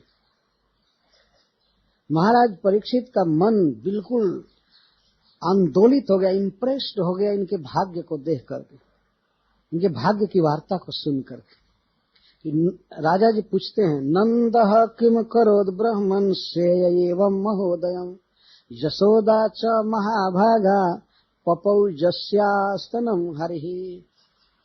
हे ब्राह्मण, हे सर्वज्ञ, नंदः एवं किम महोदयम् श्रेय अकरोत्। महान पुण्यमय श्रेय साधन नंद महाराज के द्वारा क्या हुआ था, नंद महाराज ने क्या किया था बड़ा काम, जिससे श्री कृष्ण उनके पुत्र हुए। यह जो सुख उनको मिला नंद महाराज को और यशोदा को, श्री कृष्ण को दूध पिलाने का और पुत्र भाव से उनके पालन का, यह जो उनको महासौभाग्य, महासुख मिला, यह किस पुण्य का फल था? उन्होंने क्या किया था? और यशोदा ने क्या किया था? महाभागा यशोदा, उसने क्या किया था? कृपा करके बताइए। यह क्यों महाराज परीक्षित पूछ रहे हैं कि उसी प्रकार का सुकृत मैं करूंगा। जानकारी हो जाएगी तो इस जन्म में नहीं कर सका तो भावी जन्म में करूंगा, अथवा और लोग जो जीवित रहेंगे वे सुन लेंगे तो वही सुकृत करेंगे, जिसे कृष्ण को अपने पुत्र के रूप में वे माने। इस संसार में देख रहे हैं, किसी भी माता पिता के लिए, किसी भी मनुष्य के लिए किसी बच्चे को पुत्र मान लेना कितना स्वाभाविक है। पता नहीं है कि कहाँ का बच्चा है, पहले कहाँ जन्म लिया था, लेकिन इस बार आ गया बच्चा अपने गोद में, गर्भ में रह गया माँ के, इसके बाद गोद में आ गया, तो स्वाभाविक प्रीति हो जाती है, जब पहले से कोई परिचय नहीं है, कहाँ का था, किसका बच्चा पहले था, किस योनि से आया, लेकिन केवल इस देह का संबंध हो गया तो आदमी की देखिए प्रीति उसमें। तो क्या इस तरह की प्रीति भगवान में नहीं हो सकती है? यदि किसी का पुत्र भगवान बन करके आ गए तो ऐसी ही प्रीति होगी, और अब वास्तविक स्थान पर, वास्तविक अधिष्ठान में प्रीति होगी, वास्तविक जगह पर जहाँ होनी चाहिए। इसका अर्थ है कि जीव में प्रीति करना स्नेह करना ये स्वाभाविक है, ये लाना नहीं है बाहर से। जैसे कोई बच्चा होता है तो बच्चे से प्रेम करने की जो प्रवृत्ति मनुष्य में है वो कहीं बाहर से नहीं सीखता है, ट्रेनिंग नहीं दिया जाता है। बच्चा गोद में आया, गर्भ में आया, स्वाभाविक स्नेह होने लगता है। ये दूसरे जीवों में भी है, गाय में, पक्षी में। बच्चे होते हैं पक्षी के तो लाला करके चारा देता रहता है, चुगाती रहती है माँ। गाय बच्चे का पालन करती है, दूध पिलाती है। तो जीव में कुछ बातें स्वाभाविक है, और स्वाभाविकता का मूल आधार क्या है? इसलिए कि कृष्ण से जीव का वह मूल संबंध है, बिल्कुल स्थापित है, वह मूल में वो पड़ा हुआ है, वो चीज है। इसलिए अपने वास्तविक आश्रय को न पाकर के दूसरे में वो विकीर्ण हो रहा है। जब कृष्ण पुत्र रूप में नहीं मिले हैं तो दूसरा मिला है तो उसी में चलो, उसी को खिलाना पिलाना सहलाना करना। तो आदमी चाहे तो अपनी वात्सल्य प्रीति को भगवान में ढाल सकता है। आप भागवत के इस प्रकरण को ध्यान से सुनिए कि महाराज परीक्षित कहाँ पर प्रश्न कर रहे हैं। जहाँ पर जसोदा भगवान को पुत्र मान करके उनके प्रति प्रेम करती है, वहां पर इनका प्रश्न हुआ। जब उसने विश्व रूप देखा तो उस समय नहीं प्रश्न हुआ कि जसोदा तो बहुत भाग्यशाली है और भगवान का विराट रूप देखी, ये देखी, ये तो बहुत आश्चर्य की बात है, उसने क्या पुण्य किया था, ये प्रश्न नहीं हो रहा है। जब यह सुखदेव गोस्वामी कहते हैं कि कृष्ण को वो आत्मज ही मानती थी, तब कहते उसने क्या पुण्य किया था।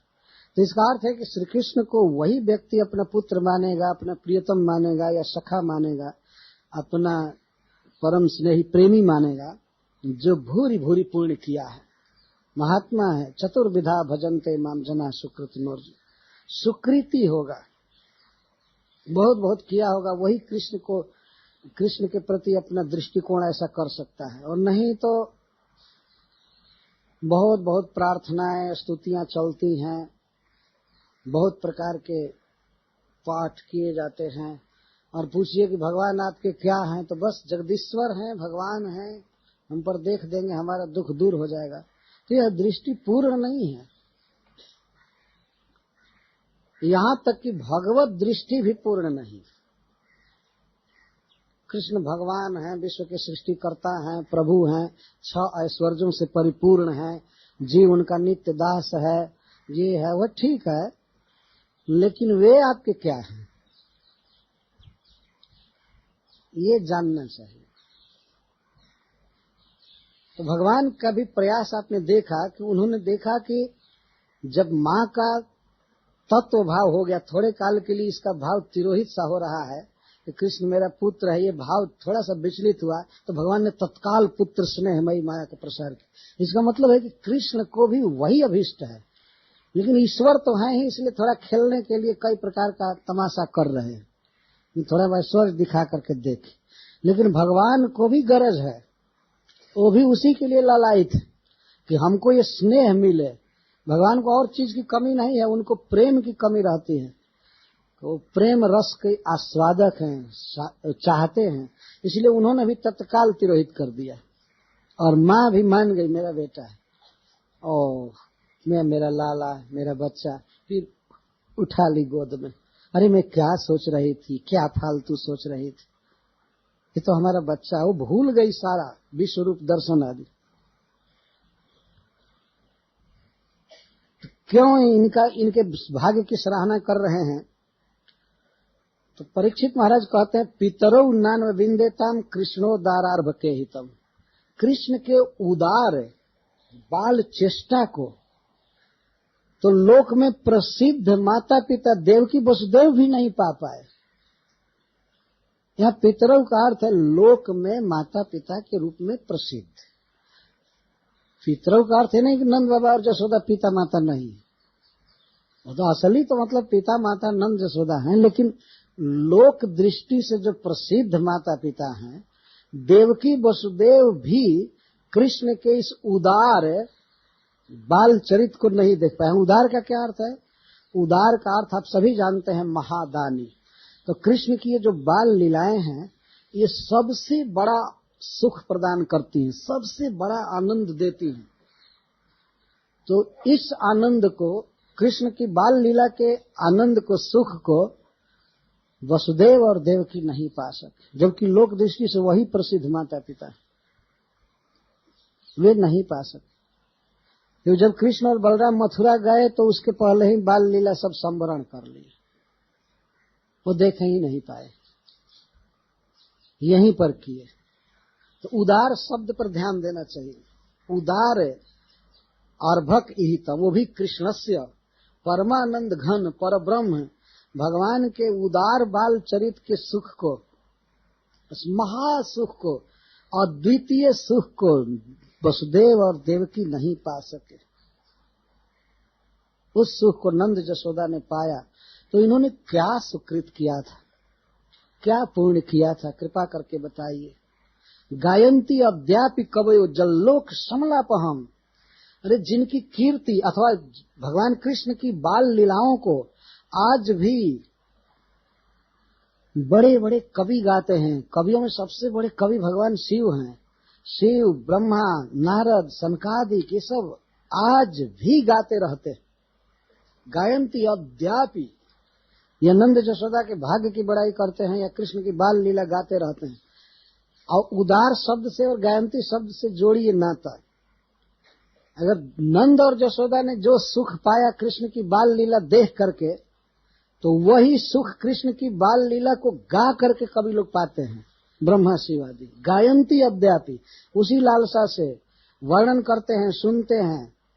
और इसके साथ ही साथ यही लीलाएं हैं जो लोक के पाप को नष्ट कर देती। कोई ये कह सकता है कि यदि लोक का पाप रह जाएगा तो कृष्ण लीला गाने का आनंद कहां से आएगा।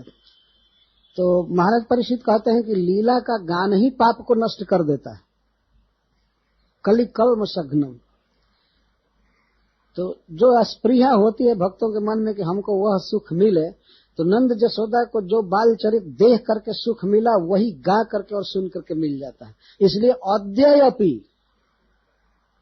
आज तक, इसे 2 सितंबर तक अद्यापि गायंती, महाराज परीक्षित को सब मालूम है, सारे ब्रह्मांड में आज तक गाई जा रही लीला है। और ज्यों का त्यों फ्रेश है, ज्यों का त्यों फ्रेश गाते रहते। क्या उन्होंने पुण्य किया था, बड़ा गूढ़ प्रश्न है, इसलिए इसका गूढ़ उत्तर भी आएगा। वास्तव में नंद और जसोदा जी तो भगवान के नित्य माता पिता हैं, पर उनके भीतर द्रोण और धरा आए थे। तब नित्य माता पिता की बात और वहां भाग्य और सुकृत की तो बात ही कोई नहीं है, तो वर्णन से परे है। लेकिन द्रोण और धरा ने क्या सुकृत किया था, सुखदेव गोस्वामी इसका उत्तर दे रहे हैं। समय बहुत हो गया ना, कितना हुआ है? 9:30 हो रहा है। तब तो समय है, मैं समझा 9:45 हो गया होगा। तब सुखदेव गोस्वामी उत्तर देते हैं, सुनते जाइए कैसे भगवान में पुत्र भाव होगा, कैसे स्नेह बढ़ेगा। आजकल बहुत ज्यादा गोपी भाव की चर्चा बहुत बढ़ गई है संसार में, पर यशोदा भाव और नंद भाव भी तो सुनिए। कवि लोग तो आज तक इसी के फेर में पड़े हैं कि मैं कृष्ण की मां बन जाऊं, दूध पिलाऊं, और अधिक वर्णन इसी का है श्रीमद् भागवत में। तो द्रोणो वसूनाम प्रवरो धरया भार्जया सह करिष्यमाणया देशान ब्रह्मणस्तमुवाचः। जब महाराज परीक्षित ने यह कह दिया कि देवकी और वसुदेव इस सुख को नहीं पा सके, तब सुखदेव गोस्वामी मानो आश्वासन देते हैं, अरे महाराज परीक्षित, वो देवकी और वसुदेव ही नंद जसोदा है। कम से कम नाम साम्य से बता रहे हैं। द्रोणो वसूनम प्रवरो, वसुओं में सर्वश्रेष्ठ वसु हैं द्रोण, तो इसलिए उनको वसुदेव कहते हैं। जो वसुओं में सबसे श्रेष्ठ हैं वे हैं वसुदेव, जैसे नरों में जो सर्वश्रेष्ठ होता है उसको नरदेव कहते हैं। तो वसूनाम प्रवर, वसुओं में जो प्रकृत प्रकर्षण वरह श्रेष्ठ हैं वे हैं वसुदेव। उनका नाम था द्रोण। तो द्रोण नाम के एक वसुदेव हैं, वसुओं में श्रेष्ठ, और धरा नाम की उनकी पत्नी थी। तो इन दोनों ने ब्रह्मा जी के आदेश को स्वीकार किया। ब्रह्मा जी ने इनको कहा कि तुम सृष्टि करो, तो उनके आदेश को स्वीकार किया, अथवा इनको एक आदेश हुआ। ये पुराणांतर में कथा है, ब्रह्मा जी ने आदेश दिया धरा और द्रोण को कि तुम लोग पृथ्वी पर जाओ और गोपालन करो, गोरक्षा करो। ये दोनों प्रजापति वसु थे। वसु समझ रहे हैं, देवताओं में एक जाति होती है। तो देवलोक के निवासी थे, और वैसे शुरू से ही भगवान के परम भक्त थे, और ब्रह्मा जी इनके गुरु थे। तो ब्रह्मा जी से एक बार उन्होंने पूछा कि हम आपकी क्या सेवा करें। तो ब्रह्मा जी ने कहा कि आप लोग जाओ भूमंडल पर और गोपालन करो। तो ये दोनों ब्रह्मा जी के आदेश को स्वीकार किए, और ब्रह्मण आदेशन करिष्यमाण, ब्रह्मा जी के आदेश को जब करना चाहते थे तो उन्होंने ब्रह्मा जी से एक स्पेशल विनय किया, प्रार्थना किया। जातयोर्नौ महादेवे भुवि विश्वेश्वरे हरौ भक्ति स्यात् परमा लोके जजांजो दुर्गतिं तरेत्। भुवि जातयो नौ, जब हम लोग पृथ्वी पर जन्म लें गोप के रूप में, तो महादेव में, हरि में, विश्व के ईश्वर में हमारी परमा भक्ति होनी चाहिए। इन्होंने ब्रह्मा जी से आशीर्वाद मांगा। तो महादेव क्यों कहते हैं? देव का अर्थ होता है क्रीड़ा परायण। देव के दो अर्थ होते हैं, चमकना और खेलना। तो क्रीड़ा परायण, जो बाल लीला करेंगे, जो बाल लीला परायण हैं, उनमें महादेव ने, महाक्रीड़ा परायण में महादेव का अर्थ है। जो हरि महाक्रीड़ा परायण हैं, बाल लीला करते हैं, और विश्वेश्वर हैं, विश्व को अपने कंट्रोल में रखते हैं। तो उनके सामने जो भी जगत रहेगा वो उनके बस में रहेगा। जैसे गोपियां उन्हीं को देखती रहती थी, गायें उनके नियंत्रण में रहती थी। तो सबको बस में रखने वाले, सबको आकृष्ट करने वाले, सर्व मनोहर भगवान में, जो अपने बांसुरी से, अपने बाल लीला से सबको अपने बस में रखते हैं और महाक्रीड़ा परायण हैं, ऐसे भगवान में हमारी परमा भक्ति होनी चाहिए। परमा माने, परमा का अर्थ है कि अब उससे बढ़ करके कोई भक्ति न हो। और भक्ति मतलब प्रेम। हमारी परमा भक्ति होनी चाहिए, परम प्रेम, जिसके द्वारा कोई भी व्यक्ति अनायास ही दुर्गति को पार कर जाता है। यह दुर्गति का अर्थ है कि भगवान में यदि ममता के अलावा और कोई दूसरा भाव हो तो ये सब दुर्गति है।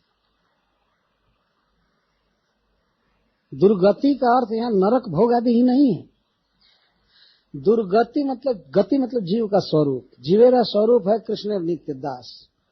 स्वरूप और गति एक कहते हैं। तो जो जीव की दुर्गति क्या है कि वो दूसरे को अपना पुत्र मान रहा है, दूसरे को अपना प्रियतम मान रहा है, ये कर रहा है, वो कर रहा है, या भगवान का भी भजन करने चला तो उनको भगवान मान लिया, ब्रह्म मान लिया और ये कर लिया, दूर का भाव है, ये सब दुर्गति। ऐसा प्रेम होना चाहिए कृष्ण में कि हम और सब दुर्गति से पार हो जाए। तो ब्रह्मा जी पूछे कि ये क्या मतलब है, आप लोग, आप क्या चाहते हैं? तो आगे के श्लोक में प्रकट हुआ है कि ततो भक्तिर भगवती पुत्री भूते जनार्दन। पुत्री भूत जनार्दन, जो पुत्र बने थे उस जनार्दन में, पुत्री भूत जनार्दन में इनकी भक्ति थी। भगवत भूत जो भगवान के रूप में है उनमें भक्ति नहीं थी। पुत्र बने हुए भगवान में भक्ति। या पुत्री भूत का अर्थ है कि जो सदा उनका पुत्र रहते हैं अथवा किसी का सदा पुत्र रहते हैं, उनमें भक्ति। और हमारा वे पुत्र हो, ये भाव है। पुत्री भूते जनार्दन भगवती, उसमें उनकी भक्ति हुई, ऐसा सुखदेव गोस्वामी वर्णन करते हैं। बड़ा गूढ़ वर्णन है। इस गूढ़ भक्ति को गूढ़ शब्दों में व्यक्त किया गया है, और दुर्गति शब्द का अर्थ समझ लेना चाहिए। इनके दृष्टि में पुत्र भाव के अलावा कृष्ण में और कुछ भाव होना दुर्गति। हम दुर्गति से बच जाएं और कोई ऐश्वर्य भाव न उदित हो। कृष्ण का ऐश्वर्य भाव मन में उदित होता था तो दुर्गति, जैसा अभी अभी दुर्गति से पार की मां जसोदा कि क्या हो गया, सपना है कि क्या है, ये हो गया, ये दुर्गति। तो इस दुर्गति से जैसे जीव आसानी से पार कर जाए, ऐसी प्रीति होनी चाहिए, ऐसी भक्ति होनी चाहिए भगवान, और वही हुआ। ततः भक्तिर भगवती पुत्री भूते जनार्दने दंपत्य और नितराम आशित गोप गोपीषु भारत। तो पुत्री भूत भक्ति हुई उन दोनों की, दंपत्यों, और वो भी भक्ति कैसी थी, नितराम। नितराम भक्ति हुई भगवान में, पुत्री भूत भगवान में प्रेम हुआ। भक्ति मतलब प्रेम। गोप गोपीषु भारत, अब इसका क्या मतलब है? तो पुत्री भूत जनार्दन में भक्ति हुई, और उस पुत्र के पालन पोषण में जितने लोग लगे थे, गाय गोप गोपी, सब में इनकी प्रीति थी। तत्पुरुषे च सख्यम, और नहीं कि भगवान के साथी है शिव जी, ब्रह्मा जी और सब देवता, सब उनके सेवक है, काम कर रहे हैं, तो उनमें बहुत प्रीति है। पुत्री भूत भगवान है, तो पुत्र के पालन पोषण में जो लोग सहयोग दे रहे थे, प्रेम कर रहे थे, उन्हीं में इन लोगों की भक्ति थी, उन्हीं से प्रेम था। अच्छा, ये तो इनकी तो भक्ति थी ही। अतः कृष्णो ब्रह्मण आदेशम सत्यम कर्तुम ब्रजम ब्रजे भी। भगवान ने देखा कि ब्रह्मा जी तो हमारे सबसे बड़े भक्त हैं इस ब्रह्मांड में, हमारी सेवा करते हैं, सृष्टि करते हैं। अगर उन्होंने कुछ कह दिया है, आशीर्वाद दिया द्रोण और धरा को, तो ब्रह्मा जी के आदेश को सत्य करने के लिए श्री बलराम के साथ कृष्ण ये सब लीला करने लगे। उनके भक्ति से तो प्रभावित थे ही, मुख्य अर्थ वो है। धरा और द्रोण की भक्ति के बस में होकर किए, लेकिन उनको यह भी बात याद आती थी कि ब्रह्मा जी ने आशीर्वाद दिया है, तो ब्रह्मा जी का प्रिय करने के लिए भी यही करते हैं। वसन ब्रजे वसन सह राम, विभु का अर्थ सर समस्त लीला करने में समर्थ विभु। बलराम के साथ ब्रजे वसन तेसाम प्रीतिम स्वलीलया, और ब्रजवासियों को अपनी लीला द्वारा आनंदित करने के लिए ब्रज में रहने लगे। ये मतलब ये सब लीलाएं करने लगे। प्रीतिम चक्र, ये अर्थ प्रीति कर्म है। लीलया तेसाम प्रीतिम चक्र, प्रीति उनको सुख दे रहे थे। भगवान कृष्ण की इस बाल लीला के पीछे सबसे बड़ा उद्देश्य था ब्रजवासियों को सुख देना, अनंत सुख देना। तो इस तरह भगवान ने सुख दिया, नंद जसोदा को ही नहीं, तेसम बहुवचन में, और सबको, गोप गोपी नंद जसोदा सबको सुख दिया। तो उनको सुख दिया बाल लीला द्वारा, और हम लोगों को सुख दे रहे हैं श्रवण कीर्तन द्वारा। तो कोई भी व्यक्ति चाहे तो वही सुख पा सकता है, और यदि श्रवण कीर्तन करेंगे तो उसी लीला में शामिल हो जाएंगे, वैसा प्रेम बढ़ेगा और भगवान की लीला में शामिल हो सकते हैं। ये उद्देश्य। तो यहाँ तक भगवान की इन बाल लीलाओं का वर्णन हुआ। तो जो वो कृष्ण को अपना पुत्र ही मानती थी, इसलिए रात दिन पुत्र का हित कैसे होगा, इसकी चोरी की आदत कैसे छूटेगी, कैसे स्वस्थ रहेगा, माता रात दिन यही सोचा करती थी, इसी काम में लगी रहती थी।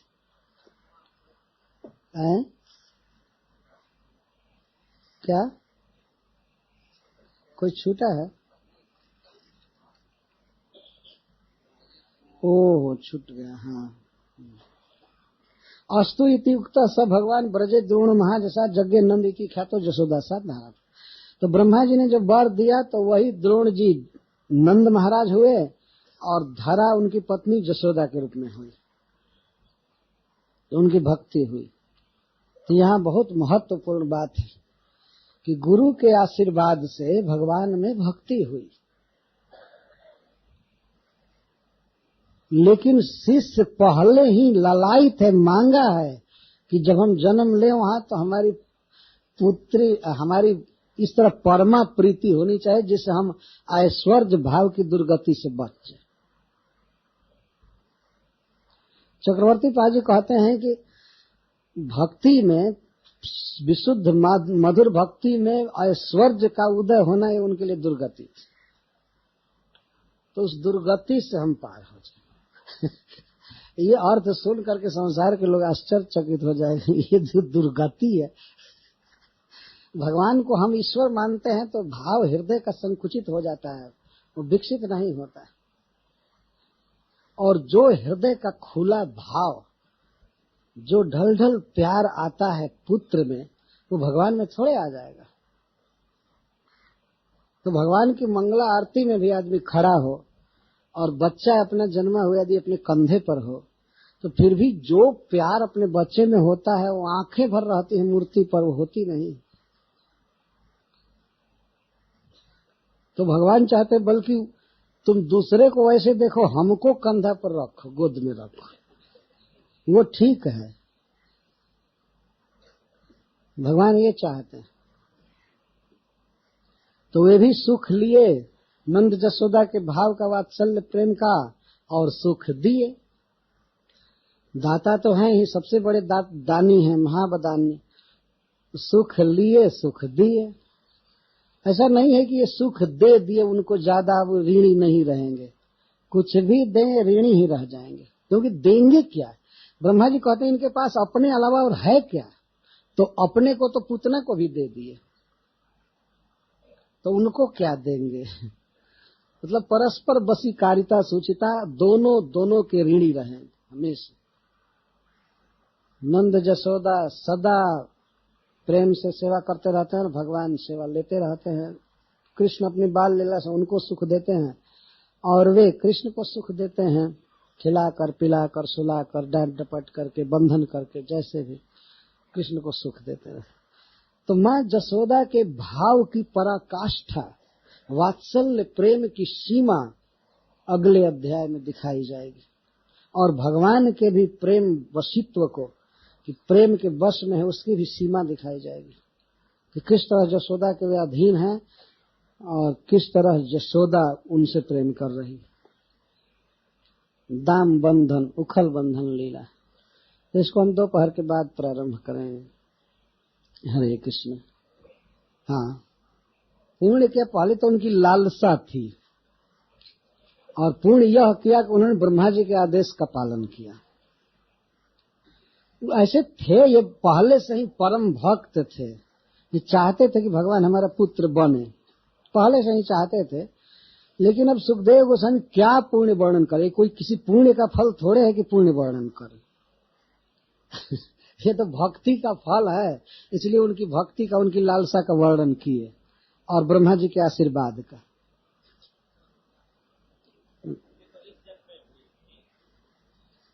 नहीं, पहले से ही भक्ति थी, वही बढ़ गई, और पहले से ही थी। आपका प्रश्न बड़ा अच्छा है, वास्तव में पुण्य क्या किए थे, लेकिन शायद ये वर्णन से परे है, तो सुखदेव गोस्वामी कुछ कह नहीं सके। ये पुण्य ये है, गुरु की बात मानना, गुरु की आज्ञा मानना और भगवान में लालसा रखना, यही पुण्य है। जब प्रश्न है, आपने कहा कि भगवान से हमारा नित्य संबंध है, क्या वह संबंध भक्ति करने से अपने आप प्रकट होता है या अपने मन से ही संबंध स्थापित करना चाहिए? नहीं, सुनने से प्रकट होता है। श्रवण कीर्तन जले कर ऐसे चल। जब हम इस तरह भगवान की समस्त लीलाओं को सुनते हैं तो जो हमारा नित्य भाव है वो भाव मुख्य रूप से प्रकट होगा। लेकिन सुनना चाहिए एक बात ठीक से, तो अपने आप पता चलेगा कि हमारा भाव क्या है। वो सुनने से प्रकट होता है। श्रवण कीर्तन में 9 विधा भक्ति करने से प्रकट होता है, सबसे ज्यादा सुनने से। भाव नित्य। प्रश्न आया है कि वसुदेव जी ने दूसरे के बच्चे को लेकर के उसको सैक्रिफाइस करके अपने बच्चे को बचाना चाहा, मतलब कंस को दे करके, क्या यह ठीक माना जाएगा कि दूसरे के बच्चे को लेकर के कंस के हाथ में देना अपने बच्चे को बचाने के लिए? ये तो सारी व्याख्या हो चुकी है। वो इसलिए उस बच्ची को कंस के हाथ में दिए क्योंकि भगवान ने कहा था कि वो मेरी जोग माया है, उसका कुछ नहीं होगा। वसुदेव जी जानते थे, भगवान ने कहा था कि जाओ गोकुल में और वहां से लाओ, तो ये तो सुरक्षित हो ही गए, और वो तो महामाया है ही, योग माया है, उसका कुछ होगा नहीं। तो इसलिए ये इस एक्सचेंज में कोई निर्दयता का प्रश्न नहीं। और वैसे किसी सामान्य बच्चे को मारकर भगवान को बचाया जाए तो कोई खास अपराध नहीं। अमर है, आत्मा अमर है।